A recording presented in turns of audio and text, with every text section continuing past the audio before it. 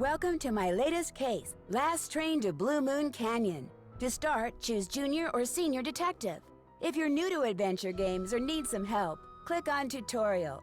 Dear Hannah, here I am at the railroad station along with a handful of other detectives about to board a train bound for who knows where. The only person who knows where we're going is Lori Gerard. That's the young woman who invited everyone. Actually, she didn't really invite me. She invited Frank and Joe Hardy, and they invited me. And I've always wanted to join forces with the Hardy Boys. I just hope this doesn't turn out to be another one of Lori's silly attempts to grab publicity. Some people can be a little too rich and a little too famous for their own good. Wish me luck. Love, Nancy. Well, people, now that our little orientation tour is over, let's get started. Okay, I, again, am Lori Gerard, and the first thing I want to do is thank you all for coming. John Gray. I am so thrilled that you're taking time out from that TV show of yours to do some ghost hunting here with us. I mean, Ghost Chasers is like the best cable show ever. And Charlena Purcell. I cannot tell you how much I adore those romance novels you write. Your characters just seem so real. And all that stuff you know about the Old West, you are just awesome. And Tino Balducci. Only the most famous police detective in the country. And then there's Frank and Joe Hardy. They're amateur detectives. My dad and their dad are old friends. And you must be the other amateur detective, their friend? Natalie? Nancy. Nancy Drew? Whatever. All right, I'll bet you're wondering where we're going. Well, we're going to Copper Gorge, Colorado. Why? To solve the mystery of what happened to Jake Hurley, the man who originally owned this train. Because see, one day in 1903, this train was found in a place called Blue Moon Canyon, which was out in the middle of the Nevada desert. Only the engineer was on board, and he was dead. As for Jake Hurley, he had disappeared from the face of the earth. Oh, and two more things. Before he disappeared, Jake was rumored to have found the richest gold mine in the world. And the train he owned, this train, his wife Camille died on it while they were going to the gold fields. It was rumored to be haunted. She's gone. Oh my gosh. What in the world? Hey, what's going on? People should never go tampering with things they don't understand. Oh, brother. It's okay. Everybody just stay calm. No need to panic. I'll get to the bottom of this. Well, Nancy, you're up on all that social etiquette stuff. What are you supposed to do when your hostess vanishes into thin air? If I don't seem concerned, it's because I'm not. Lori Gerard is a young woman whose only goal in life is to be famous. She craves attention and habitually uses her father's considerable wealth to get it. So you think her disappearing like that is just some kind of publicity stunt? I just think she couldn't resist showing off in front of all of us minor celebrities. What was your name again? Nancy Drew. You and I have actually met. Sort of. I called you not too long ago when I was at Shadow Ranch. You gave me some information about Dirk Valentine. Ah, Nancy Drew. You don't remember me, do you? No. What else do you know about Jake Hurley? Psst, Nancy! Come here. Excuse me for a second.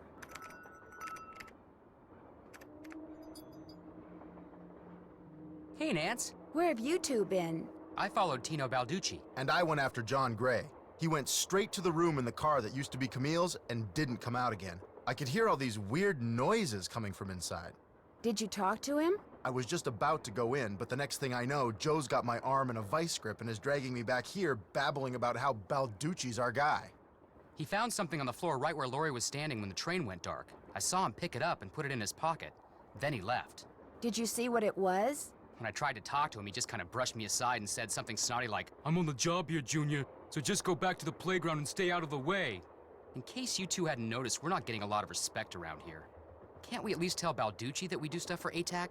You know the rules. ATAC? American Teens Against Crime. We do a lot of undercover work for them. Wonder Cop's probably never even been undercover. Joe, let it go. What'd Charlena have to say?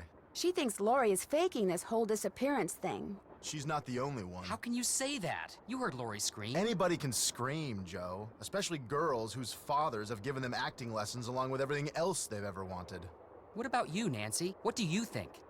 I kind of agree with Frank. You've got to be kidding. Do you think maybe one of Lori's other guests is in on her disappearance? It's certainly possible. From the way she talked, it didn't sound like she knew any of them. Maybe that's what she wanted us to think. Or maybe that's what one of them wanted her to think. Well, whether Lori disappeared by force or by choice, what we've got to do now is find her. Absolutely. Has anyone talked to the engineer? Not that I know of. Then I'm going to head up front and tell him what's happened. Maybe he knows something we don't. Good idea. In the meantime, we'll take another look around in here. Great. Catch you later.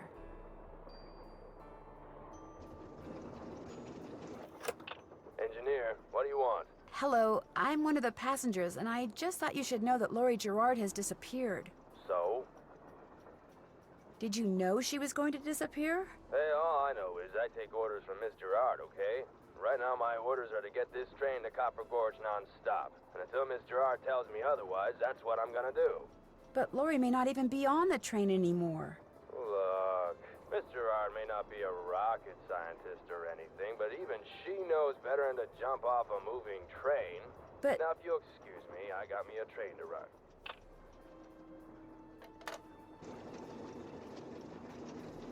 A square and a duck.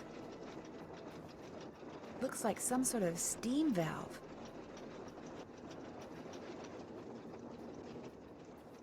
What have you got? See you in a bit. Sounds good.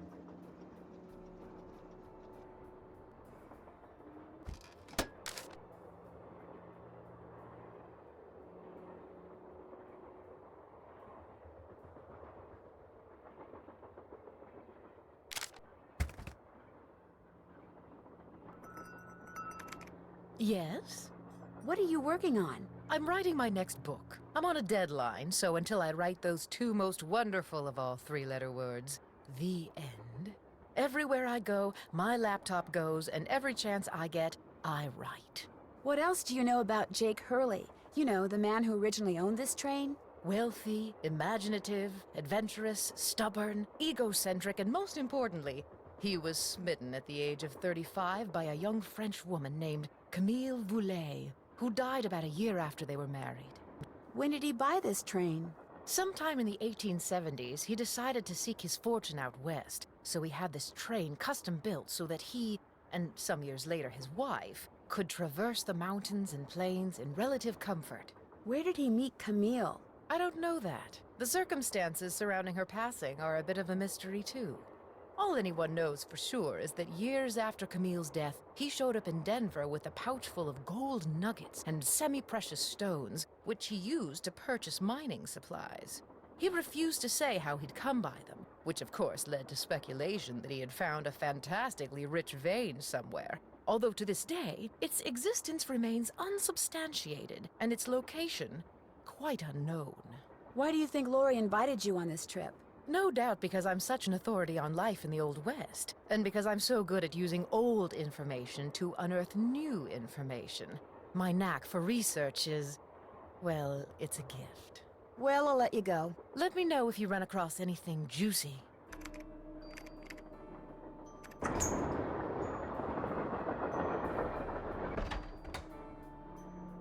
Pretty. Looks like some kind of gemstone.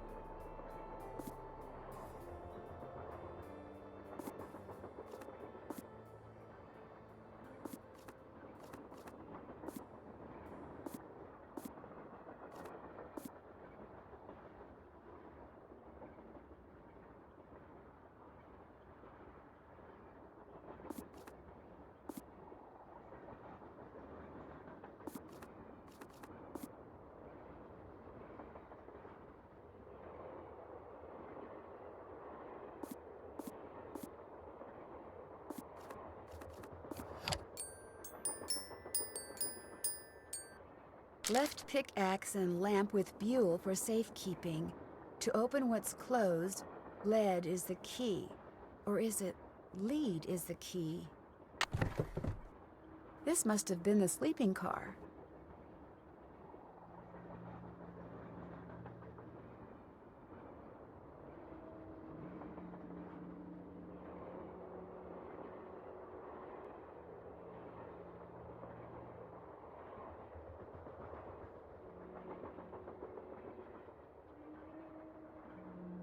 I need 4 numbers to unlock this, and there's, what, 10,000 possible combinations?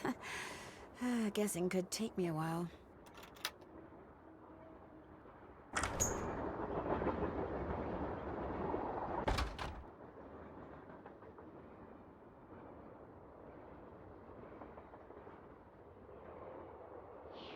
Hi, you're that Nancy person. How you doing? John Gray. It's a pleasure to meet you. I've seen your TV show. Then I don't have to explain what I'm doing. Yeah, you do. Right now I'm taking time-lapse electromagnetic readings and recording background noise.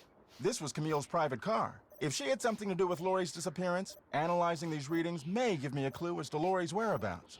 Are you saying that Camille's ghost kidnapped Laurie? What to most people are ghosts are actually temporary distortions in local electromagnetic fields caused by the presence of residual psychic energy generated by the person or persons who frequented that particular locale. That's my working theory, at least. That's very interesting. It's all very scientific. But the fact is, Laurie's missing, and I, for one, am doing everything in my power to find her. The vibes I'm getting make me think she could be in serious trouble. Charlena Purcell thinks Laurie is just playing some kind of joke on us.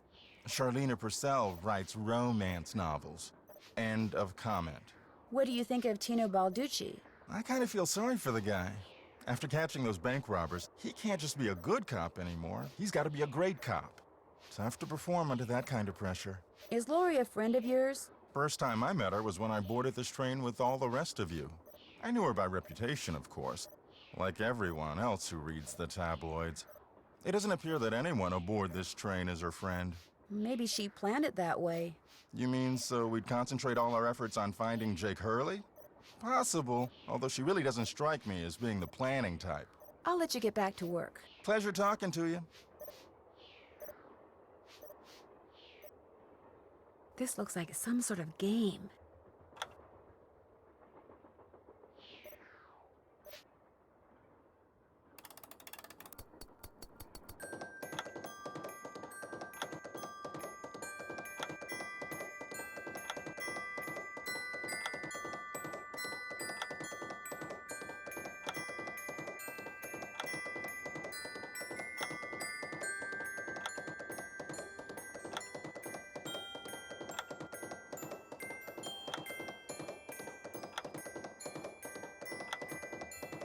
I did it! Wonder what's in here.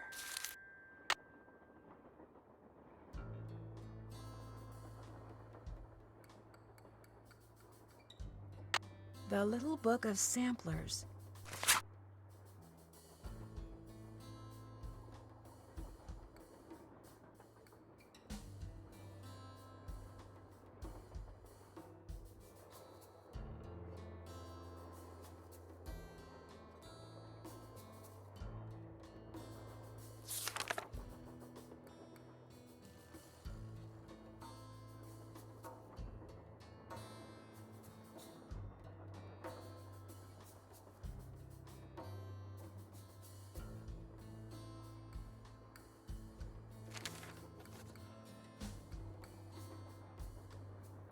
What shall I play?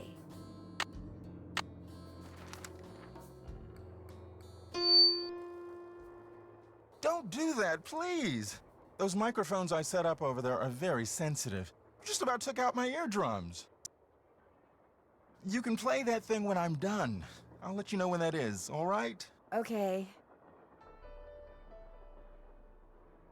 Teddy Eberhardt.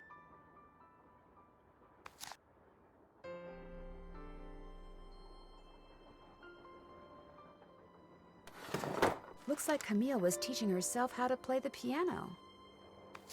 Thomasina O'Neill. It's locked.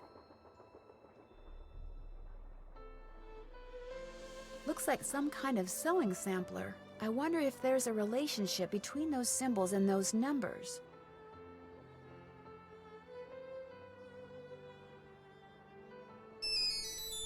Hello? Nancy, hi, it's me. Hi, Bess. And me. Hey, George, what's up? What's up? You're the one who's on the train with a bunch of famous people. You tell us. This is torture, Nancy. I'm dying of curiosity here. Bess, just calm down. Oh, like you're not just as curious as I am. She's the one who insisted we call you Nancy. Only because you're driving me crazy. I'm supposed to be helping her paint her room, but every other brushstroke she's like, where do you think she is now? How do you think the Hardy Boys are doing? Why do you think she hasn't called? What do you think Laurie Gerard is wearing? Oh, George, that is so not true. I couldn't care less what Laurie Gerard is wearing. So come on, Nancy. You're on a train full of famous people bound for who knows where. So dish already, would ya? Bess, calm down. Look what you did. You got paint in my hair. I'm sorry. You know, actually, that looks kind of cool. Nice try, Bess. No, really. You're just saying that because you're afraid I'll bail and you'll wind up having to paint this dump all by yourself. George, I kid you not. You should seriously think about doing some major highlights in that color. What color is it? Adobe beige. Nice try, Bess. What's going on, Nan? Our hostess has disappeared. What do you mean, disappeared? I mean, the train went into a tunnel, everything went dark, and when the train came out of the tunnel, no Laurie. She just disappeared. Publicity stunt. My thoughts exactly. Remember the time she was allegedly kidnapped from her Vegas hotel room? Yeah, the guy across the hall just happened to have a camera and got it all on tape. It made the evening news in practically every city in the country. And then there was her daring escape the next morning. Only it turns out she faked the whole thing. Of course, she claims her ex-boyfriend faked it to get back at her. She thought she was really being kidnapped. Like anybody believes that. Sounds to me like somebody has been spending a lot of time reading the tabloids. George has. Very funny. So what else is going on? Before she disappeared, Laurie told us that the purpose of this train trip is to find out what happened to Jake Hurley, the train's original owner. Was he murdered or something? No one knows. He was married to a woman named Camille, but she died, and he eventually vanished while mining for gold. His train was found abandoned in Blue Moon Canyon, Nevada, with no one on board but his dead engineer. Whoa, spooky. Have any theories? Not yet, but the train is also rumored to be haunted by his dead wife. So first Hurley's wife dies, then Hurley vanishes, then the engineer dies, then Laurie vanishes. A pattern, maybe? Bess, do us all a favor and leave the detective work to Nancy, okay? Has either of you been to Copper Gorge, Colorado? Never heard of the place. Why? Well, that's where the train I'm on is headed. Apparently Jake Hurley buried his wife Camille there after she died on the train. She died on the train? Ew, creepy. John Gray has set up a bunch of equipment in Camille's train car in hopes of documenting distortions in the electromagnetic field caused by her residual energy. Say what? He's looking for Camille's ghost. Don't you ever watch him on TV? Just because I watch him doesn't mean I understand him. I'll talk to you guys later. We'll be right here. Yeah, washing the paint out of our hair.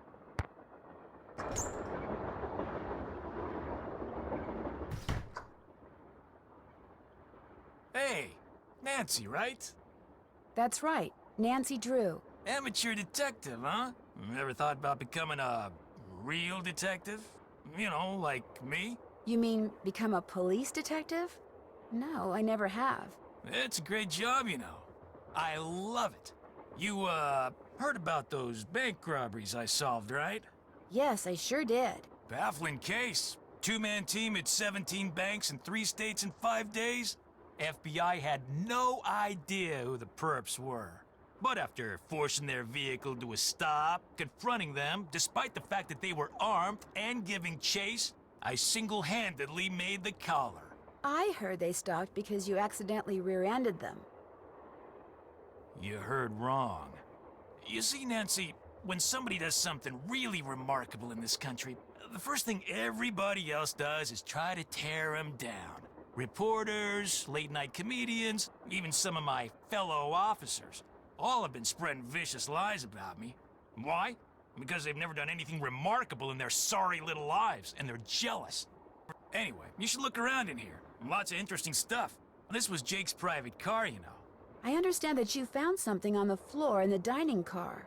Yeah, at first I thought it was an old coin, but it turned out to be some kind of slug. Do you think it had anything to do with Lori's disappearance?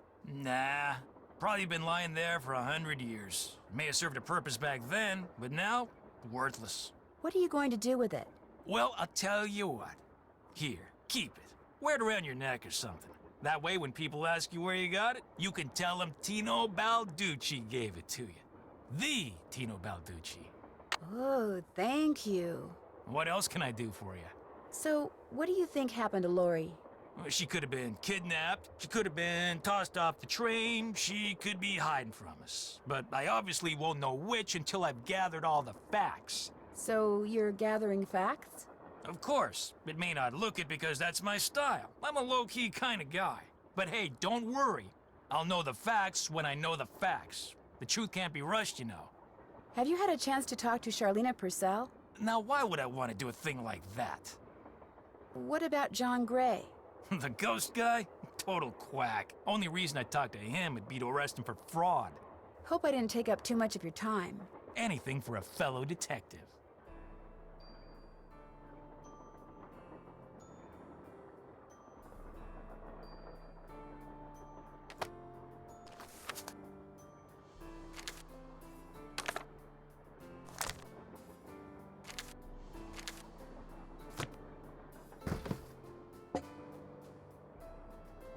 Camille with Hager Anderson and Chantilly Hildegard.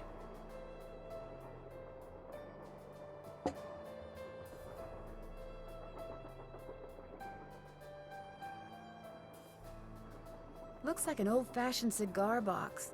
Wonder why it's locked.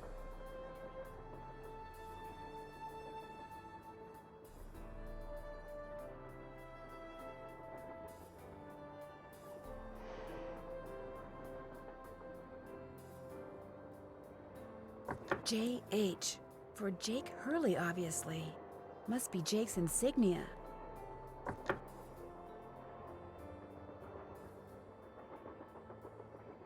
Another gemstone. Eliza Sandberger.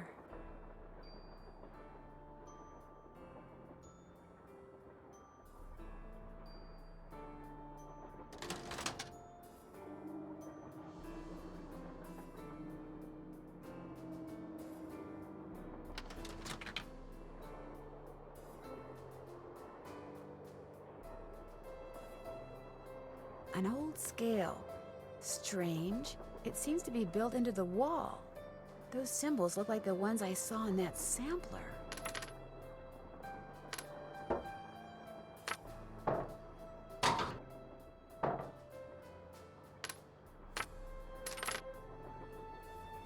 It's locked.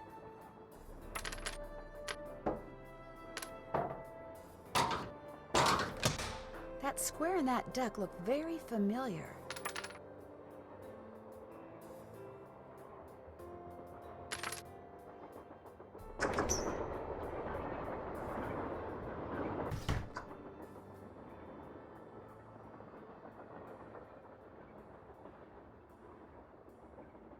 If those are candle holders, they are very strange.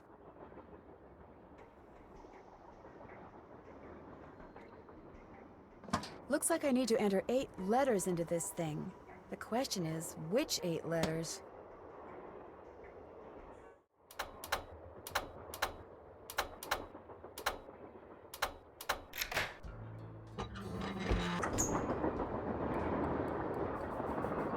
Lori? Oh my gosh! I never thought you'd be the one to find me. No offense. Nadine? Nancy. Nancy Drew. Well, as you can see, I wasn't really spirited away by ghosts or anything. That bookshelf in the dining car, you step on this thing in the floor in there, and it slides open. I practiced disappearing for weeks. Was anyone else in on the trick? Just the engineer, and all he did was keep his mouth shut. See, here's the deal. My dad wound up with this train when he bought out Noram Shipping. They'd been storing it in this old warehouse outside St. Louis for so long that everybody had just forgotten about it. Anyway, after like mass begging on my part, Dad had the train restored to working condition and got me an engineer and track permits and all that other stuff until finally, here we are, on our way to find out what happened to Jake Hurley. I think you were going to explain why you kidnapped yourself. Oh, right. Well, see, I was one of the first people in like 100 years to set foot on this train, okay? Everything was just the way it was when Jake disappeared. Except, I also found this. It's a letter that Jake wrote in 1901 to his niece back east. He was real paranoid about claim jumpers, which is why he never told anyone where his mine was. But he was also afraid something would happen to him and no one would ever know where it was. So he wrote this letter to his only living relative, Ruth Kensington. Here, take it. You want me to have it? Why? Because you found me. See, in that letter, Jake tells Ruth that everything she needs to figure out where his mine is on this train. He also warns her that his wife's spirit is on the train too, which kind of creeps me out. But the thing is, to find Jake's lost mine, we need the train. How do you know this Ruth person didn't find the mine decades ago? Mostly because I found that letter in the wastebasket. It was like she'd gotten so ticked off, trying to follow her nutty uncle's clues, that she finally said to heck with the whole thing. So you want me to try to figure out where the mine is? Uh-huh. As for the other people on board, if you want to show them that letter, go ahead. It's totally up to you. We're going to Copper Gorge because that's where Jake buried Camille, so I figured his mine might be somewhere around there too. But if you think we need to go somewhere else, you just let me know and I'll have the engineer take us there. How come you didn't try to find the mine yourself? Maybe I did. Or maybe I just thought letting other people try to find it would be a good excuse to throw a party. I like parties. How well do you know your guests? Well, I don't know you or those Harvey guys at all. Hardy. Frank and Joe Hardy. Whatever. I didn't know John Gray before this either, but I love his show, and I figured he'd jump at the chance to investigate an honest-to-goodness haunted train, and now that someone has finally found me, I can finally go meet him for real. What about Tino Balducci? I met Tino right after he got famous for solving those robberies. Inviting him here for this was a no-brainer. I mean, what an awesome detective. And those piercing eyes of his, you just know his mind's in there going 90 miles an hour. How well do you know Charlena Purcell? I just know her from her books, which are so good. In fact, I just started reading her latest one, The Moon Tells No Lies. See, what I'd really like to do is write romance novels. Everybody who knows me says I'd be really good at it. In fact, a while back, I sent Charlena some ideas, you know, just to see what she thought. And? She hated them. We'll talk some more later. I'll be waiting.